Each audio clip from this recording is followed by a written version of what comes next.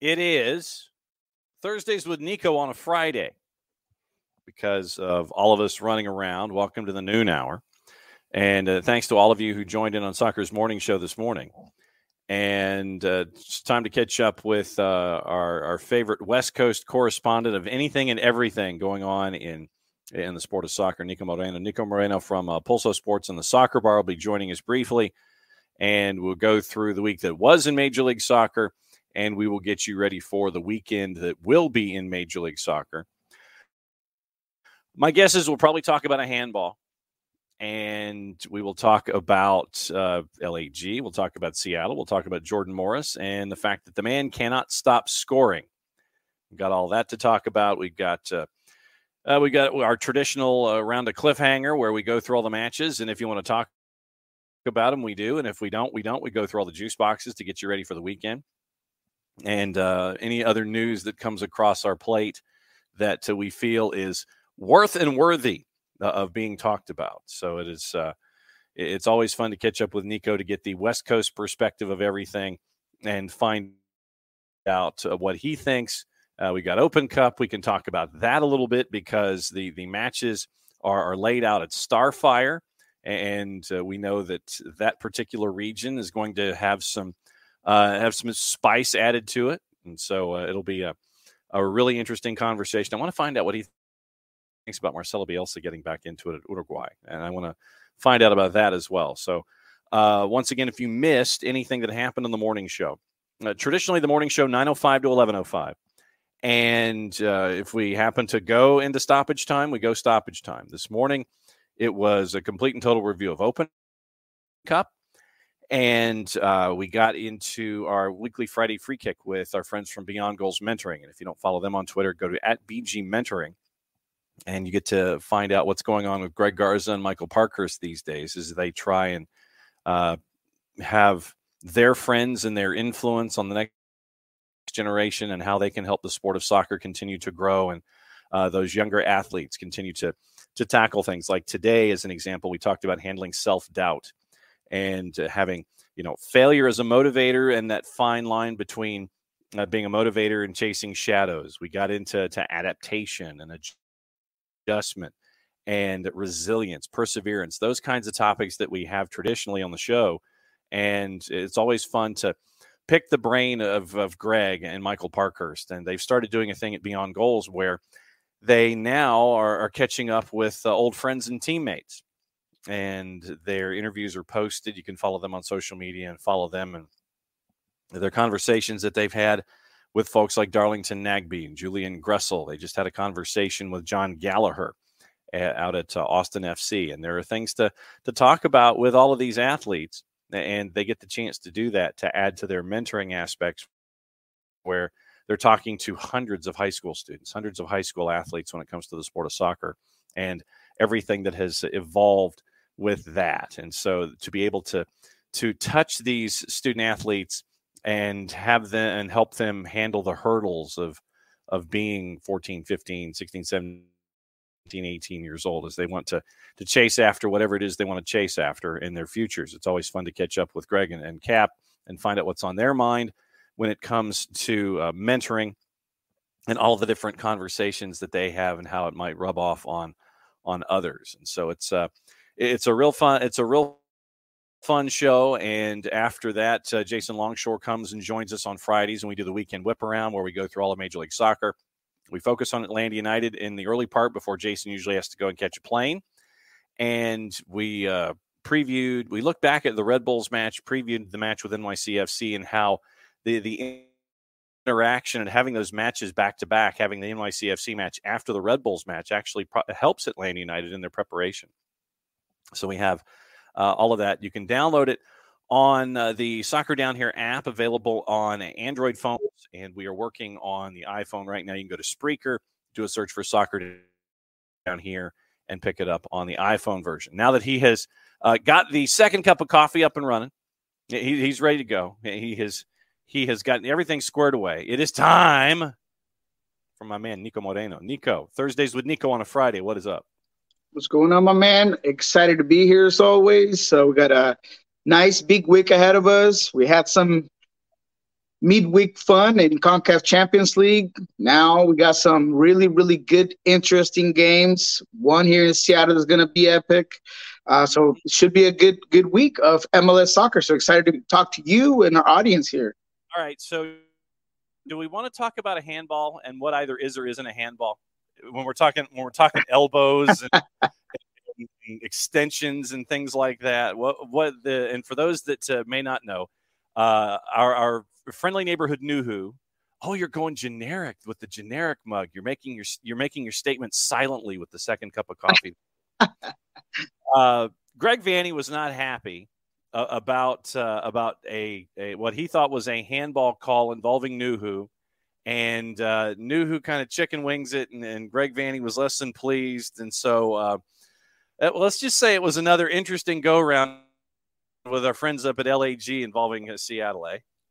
Yeah, it's a perception call, and that's why I think that Greg Vanney's in the wrong here. First of all, he's in the wrong for the whole charade and show he put up in the press conference. That's not what you want to show in terms of being a leader, in terms of someone that, yes, you're trying to stick up for your team, and that's all good and well, but you could do it in certain fashion. You don't have to get up and make a mockery out of yourself, doing a whole chicken dance up there and doing a silhouette that is not really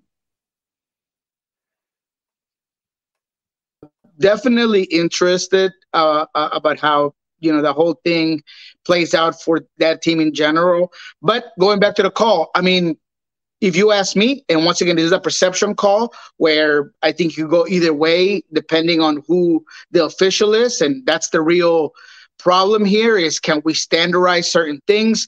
Because Nuhu is trying to hold his hands behind his back, trying to have the most comfortable position for him to defend. Everyone who's played soccer, that's right. But Nuhu is a little bit more athletic, a little bit got longer arms, so he could do a lot more with it, right? So it's kind of interesting because anybody who's played soccer knows that your arms, your shoulders, is your equilibrium. It's your momentum shifter. It gives you balance. I mean, there's so much stuff that your arms do. So you're trying to be comfortable, right? Whether he maybe purposely and with some dark magic maybe put that arm out there, I honestly could make the case either rough, because as someone who follows boxing a lot and whose very first instinct when I'm going to get hit is to lift my shoulder to protect my jaw.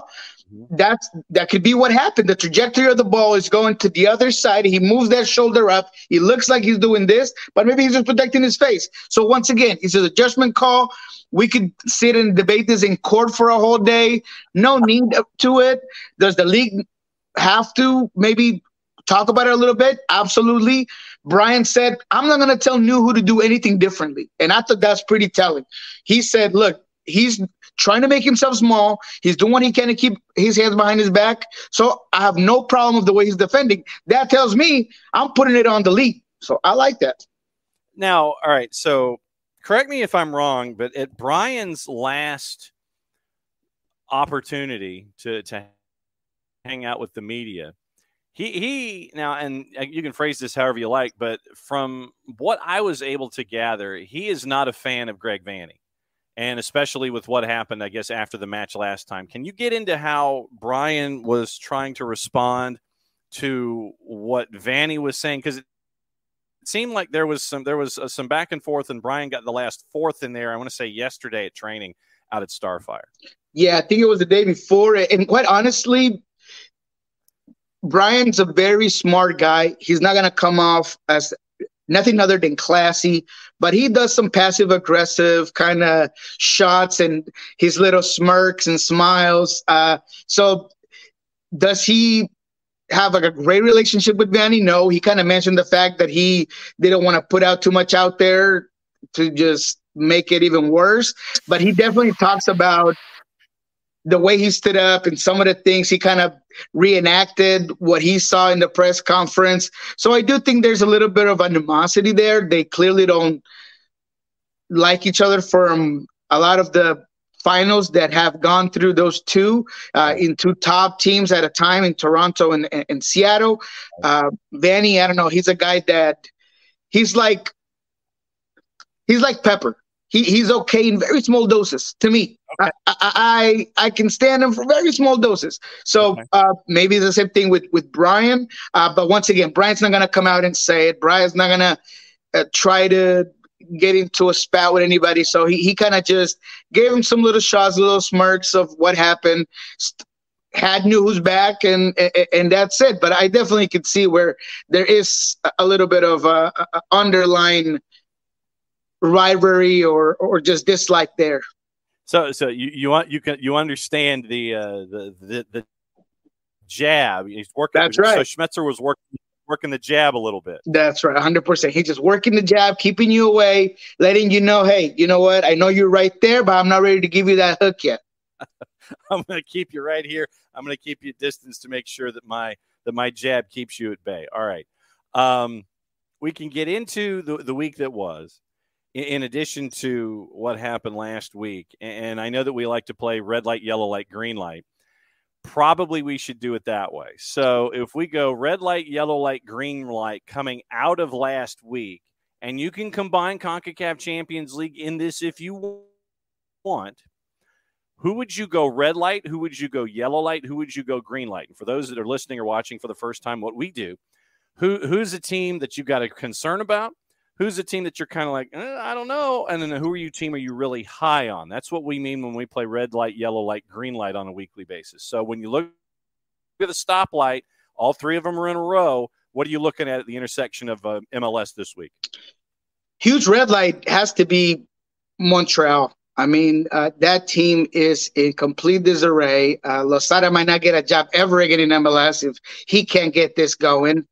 They put up a complete stinker against Vancouver, just dominated. Yes, there's a red card, and that puts you at a disadvantage. But at the end of the day, Montreal just looked out of sorts, just no discipline, no gap discipline, no ability to hold the team back, very easy runs into the box. There's no push. They missed the heck out of Romel Kyoto, but that's one player.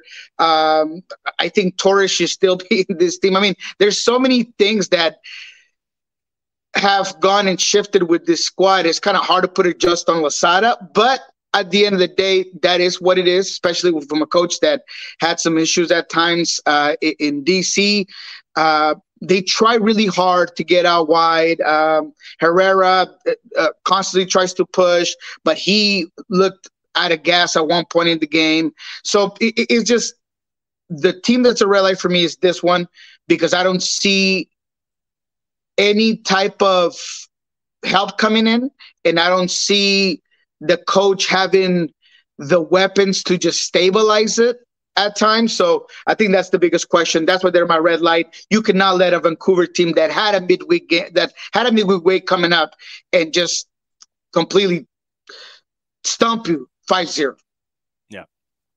Yellow light. Who's your yellow light this week? Yellow light. That's the one that I had a little bit more problems with, because there is a lot of yellow light teams in this league right now. We got plenty of intersections. We got plenty of traffic. There's no worries. Yeah, and I hate not picking a West Coast team, because that's what you kind of have me here for. Yeah. Or maybe I will. I would say that if I could just say one team, I'd be Columbus, because they're like yellow light going into green. You're starting to see what Nancy's doing down there. You got a whole bunch of young guys out playing. Aiden Morris, who was one of my picks for guys to watch, young guys to watch this season, had a couple of bad games at the start of the season, and now it's been an absolute rocket and has been the destroyer, midfielder, box to box, has a couple of goals now, seems to be everywhere. No Cucho, no problem, right? They're scoring as a cohesive group. Salarian doing great. So it's just a team that is on yellow going on green, so that's why I would put him out there. And on the other end, San Jose. San Jose is a yellow team because they haven't gotten the results, but you saw Luchi Gonzalez bring up the Atlanta game where he said, hey, man, if that game is over in the 90th minute, we have a win. And look, that's another 3 points to a team that's not doing too bad. So I like the philosophy. I like the game style. I like the roster. It seems like regardless of some bad games, and he's going to have a challenge here against Red Bulls because they play obviously the same style as St. Louis, where that's the worst game they've had all season. Yes, they had some players missing in that one, but that was clearly a point of they just didn't know what to do with that pressure. But they're my yellow team on the West Coast because I really like where they're going.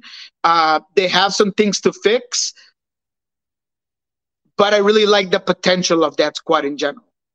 Okay. And then my green light, man, that's another good one. And I don't want to be the homer. I'm not going to go with Seattle. I'm not going to go with Seattle. All right. So I'll go LAFC. I mean, it hurts me a little bit to just admit it that easy because I really thought they were going to have issues. And it has nothing to do with the fact of me not liking LAFC, but I really thought that all the changes that this group was going through, I love like New York City FC, we're going to catch up to them. But things have worked. Look, Cherundolo is proving people wrong because when Chicho Arango was leaving, my immediate thought was like, what are they doing? That's their 9. That's the only guy that really scores in that fashion. He does this, he does that. Why is Cherundolo worried about him not pressuring or not having enough hustle? And now you get this very dynamic group that does a lot of things right. Maybe he saw things obviously on a day-to-day basis from Dennis Bouanga that I didn't see last season. And now Dennis Bouanga is their most dangerous player. No Carlos Bella, no Sifu. I mean, none of the guys that you thought were going to be the X factors for the team have been. It's Dennis Bouanga. Is the man that just gives them that uncontrollable force on the left side, and he comes in and he scores and he pressures and he defends. Tillman has been doing great. Another player that I didn't think was going to adapt as quick as he did. Now he's taking Sifu's spot. Very aggressive squad. Elias Sanchez just being that anchor in the middle of the field. So it's just been working for LAFC that seems to do no wrong. They go and completely take care of business against Vancouver for CCL. They rotate squads and they do well in MLS. Yes, they tied 0-0 against Colorado. Not their best game. Difficult place to play. I think Frazier really wrapped them up in his tempo of play, and they weren't able to do much. But LAFC has to be the green light team because of everything that I just said. All right. So then is LAG a yellow light or a red light? Red light. LAG is red light for me. There's no yellow for me, especially for that squad.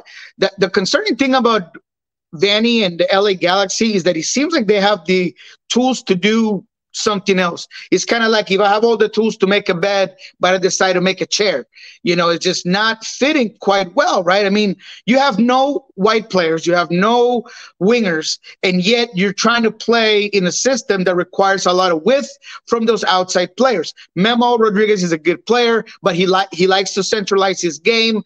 You got Boyd, who had a decent game against the Sounders, but became very easy to defend after certain part of the game. Christian Roldan started to really have his number down. So why not play with a 3-man back line like you did in the second half against Sounders, where Bergman was the one that dropped in between the center backs. You let those fullbacks completely free. You had 2 forwards in Judd and Djokovic. So why not do that? It seems like he doesn't even want to. So that's kind of the concern there, because even the players coming in are left backs or right backs. Can they play up a line? Absolutely. Aude could possibly play as a winger, but he's more of a left back. So we'll see how that all plays out. But at this moment in time, because of the lack of cohesion of that squad and what the coach wants, it has to be a yellow for me. Because even when they play well against a bad team like Portland, they can't pull off a win. So I can't give them a green light. I can't. Toronto FC, yellow light or red light? That's another red light. Too many holes, too many changes, very depending on one single player. Yes, there's individual players that do great work, right? Larea and, when he combines with Bernadeschi and yes, they have talented players, but as a unit, they I feel like there's a lot of holes. And it's funny because we came into the season talking about Sean Johnson and look at the squad and they're just going to be the it guys. But it seems like Bob is having an issue in especially that back line. You saw you've seen it all season, to be quite frank. But you just saw it again this week. And so it's regardless of you playing a Charlotte team that has had so many issues with their own identity, you still weren't able to hold them back. And that's concerning to me because it seems like Charlotte is one of those squads that could be easy to defend. If you just do a little bit of that initial pressure right, and if you are keeping track of those runners in the box, and none of that happened in this one. So, yes, that's another red light for me. Open Cup, before we get into Cliffhanger for this week, the pods / regions / groups or whatever you want to call them, they came out yesterday afternoon. And Seattle draws San Diego Loyal, and naturally you're also in the same region with Portland. So it's interesting. Once again, it's going to be at Starfire coming up in a couple of weeks. But San Diego Loyal, who is no slouch in USL Championship, is part of the group of 4 involving Seattle as they chase an Open Cup title. Yeah, it's going to be interesting. And look, to be quite frank, you're going to get an alternative squad there. And I've gotten a lot of heat because I agree with the club in whenever I have to look at a 2003 season where I have this many different tournaments and I have to rank them in a level of importance. Open Cup, I know, is important to the tradition, is important to the fan, but in reality, it has little value for a team that has won many of them. So you're going to get a rotated squad. You're going to see those guys that haven't played, Danny Leyva, Dobelair, Tevez. Eber's probably going to get a start in that one if he's completely fit, which is awesome to see him back, obviously. So you're going to get a rotated squad. I think they have enough to beat this San Diego Loyal team, but I've seen Seattle go into these games with the same mentality and the results don't come out.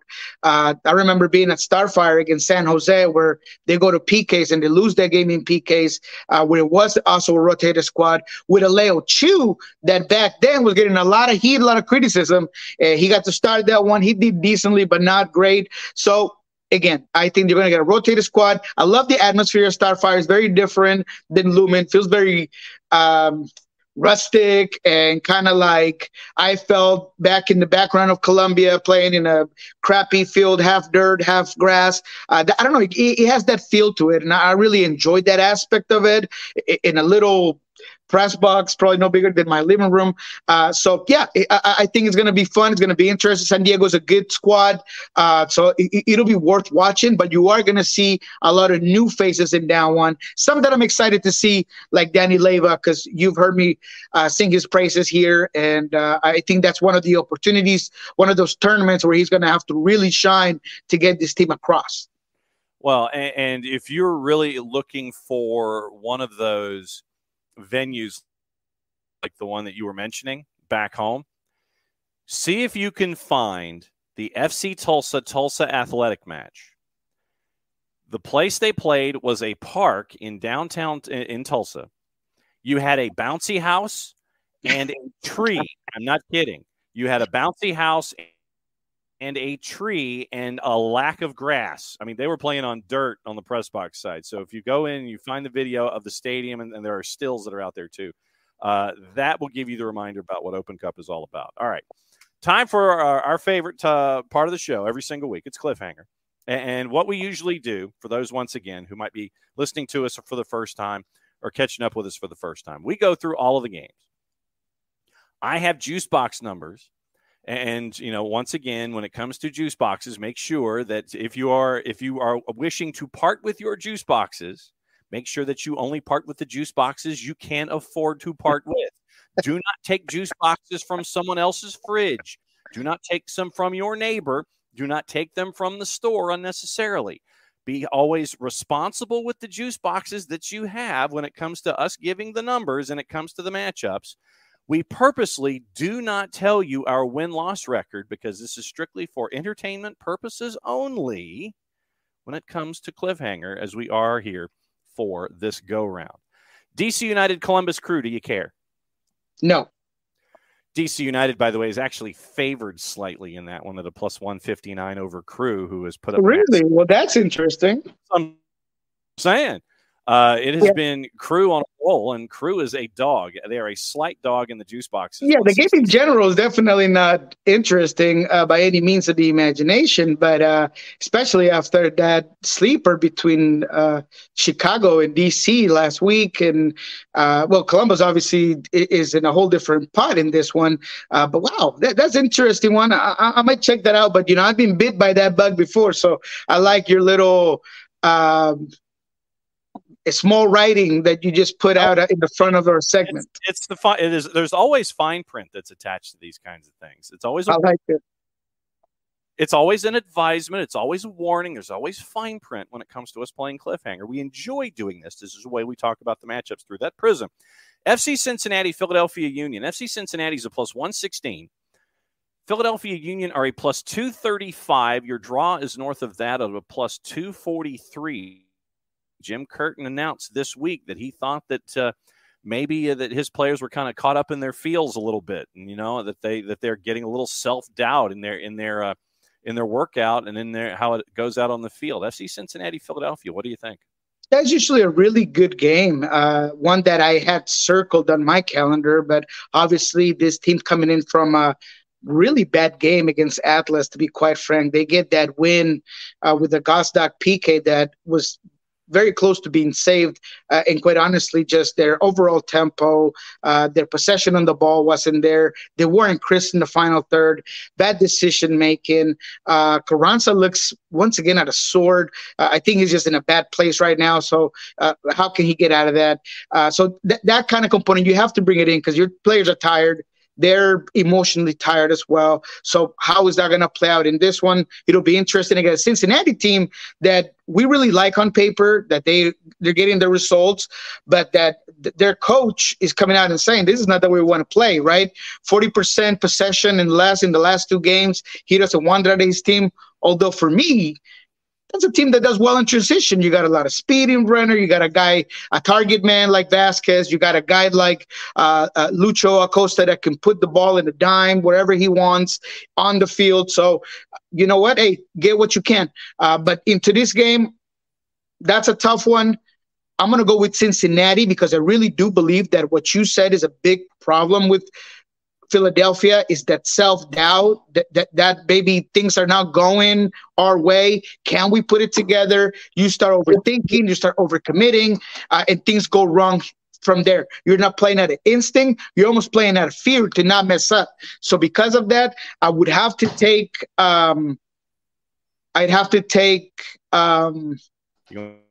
Cincinnati. But what are the numbers on it? Plus 114, and Philadelphia is a plus 235. Your draw is a plus 243. Ooh, yeah. No, I'm not in love with the numbers. Even the draw, maybe the draw, I might go for that. But yeah, I'm not in love with the numbers. But I will say that Cincinnati will take that one. Inter Miami and FC Dallas, do we care? Not really. I'm starting to get really tired of making excuses for Dallas. I mean, they get an easy game after an easy game and just don't seem to get it. They don't seem to take advantage of it. They have all this star power and just can't put it together. So, yeah, a tough game for Inter Miami as well. They haven't been great.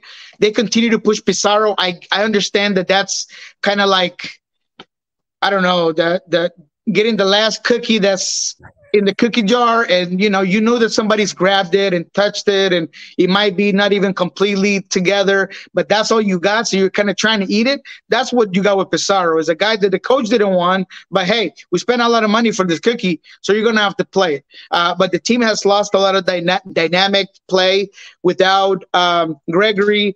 We knew that, but offensively, the team also doesn't look great.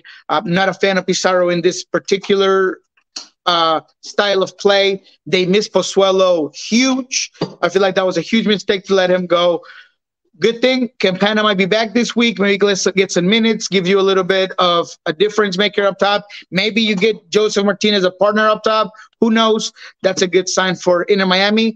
But in this one, against my own goodwill, I will take Dallas in Inter Miami, a place where they've never played in their history, but I'm going to take them because I think the numbers will be decent.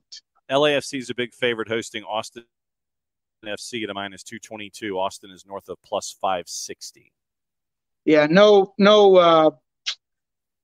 surprise there. Austin has been quite awful, and we don't need to continue on the same narrative that we've been talking about from week one on here and out, and we just talked great about LAFC. So to all you bettors out there, that's one that you might have to put a lot of money to get something, but LAFC is going to win this one, no doubt about it.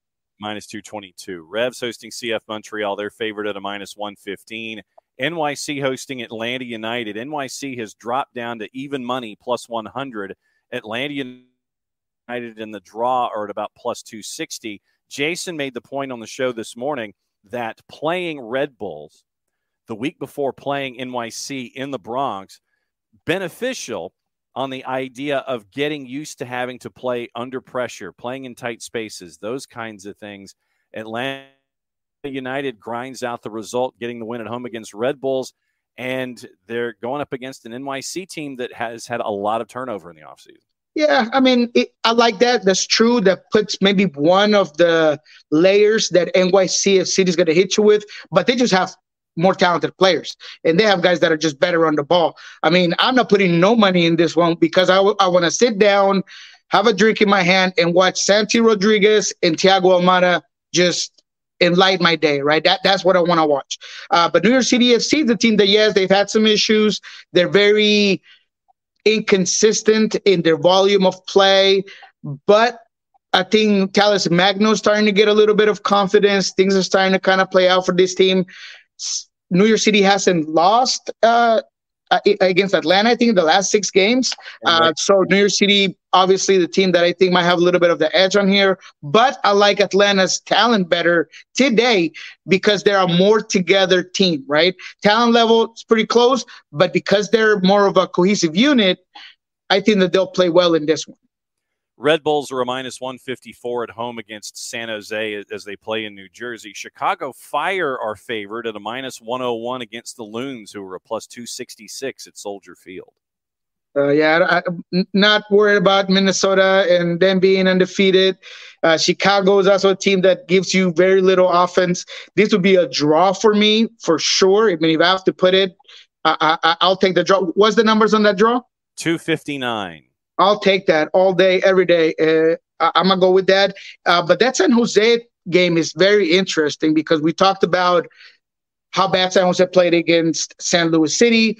I think Red Bulls have a lot of issues on offense. I really don't see them having elements that fit together. I saw Dante Vanzeir come in and look very uncomfortable playing as that lone 9 up top. Luquinhas seems to play 35 minutes of soccer and watch the rest of the game. So I really think San Jose could pull off this game as long as they can handle that pressure. Red Bulls is going to completely go off of your mistakes. If you don't allow them to get the ball in your own third, you're going to be fine because they don't have the means or the weapons to really beat you creatively on offense. So because of that, I think San Jose has a little bit of the edge. If they focus on that experienced players and not make easy transitions for Red Bulls to take a lead. Other 8:30s Eastern time. Houston favored at home against LAG. If LAG's a red light, I got to go with Ben Olsen in Houston. Nashville at home, a -152 as Toronto comes to town at a +412. Sporting is favored at home at a -123 with Colorado visiting Children's Mercy Park. That's another game that I will not be watching. To be honest, that's another draw, regardless of. Kansas City getting some players back. Kansas City might look a little bit better, but after seeing Colorado really wrap up LAFC in this anaconda pressure, I think that they might be able to hold off against a Kansas City team that they're very bleak on offense. I like the LA Galaxy-Houston game. I think Houston does get the win in this one. Houston's another team that's starting to become yellow. They're still orange for me, but they're about to be yellow. Ache finally becoming that Mexican stud that people wanted, that international player that Tata Martinez said was the best player in the national team. He's starting to look somewhat like that, and that's interesting. Like Carrasquilla, like a lot of that depth. I still don't know what's up with Sebastian Ferreira. Is he going to play? Are you going to send him somewhere? If you are, there's plenty of teams that will take him. But definitely a Houston team that, regardless of me not liking Ben Olsen's ways and theories and the way he coaches, he's getting some results with some quality players. Very surprised. I'm very surprised at the locker room feel. It sounds like the team's very together with Ben, and I didn't think that was a easy fit there, but it's worked. So you got Hector Herrera shooting free throws at the Rockets game. So guys having a good time. Maybe that's going to continue to impact his game, and he's going to play happy. RSL at home hosting Charlotte. They're at a plus 100 even money. Charlotte's a plus 252. Vancouver hosting Portland. Vancouver obviously at BC Place. Favored. Portland still not at full strength at a minus 111. Portland is a plus 283. Then your match, St. Louis City SC finally loses. Right now, Seattle's at a minus 156. St. Louis is almost a plus 400. I think that St. Louis goes to 5-2. I would agree. But let's start with the Portland-Vancouver game, even though we don't want to. But Timbers continues to have issues on injuries. They haven't got nobody back. The same people that were out are out in this one. Asprilla is getting back. Giovanni Salvarez has said he's going to get some minutes. Obviously not 90 minutes fit, but that's a good one. But Eric Williamson, big injury that they didn't have a week ago. Now he's out. You're starting to wonder what's going to happen with this team because Paredes is not back. Laria's not back. So, man, you're really starting to figure out who's going to play in that midfield. I mean, it was to the point that last week, Mosquera, who is obviously a right wing back, he played as a winger in this one. And Giovanni Salvarez said, hey, you know what? Sometimes you got to put guys where they don't want to play. And he did well.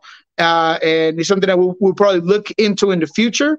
So that's an interesting one because Juan David Mosquera has been very, very good player for Portland. But that tells you enough about the lack of depth that this team has because of all the injuries.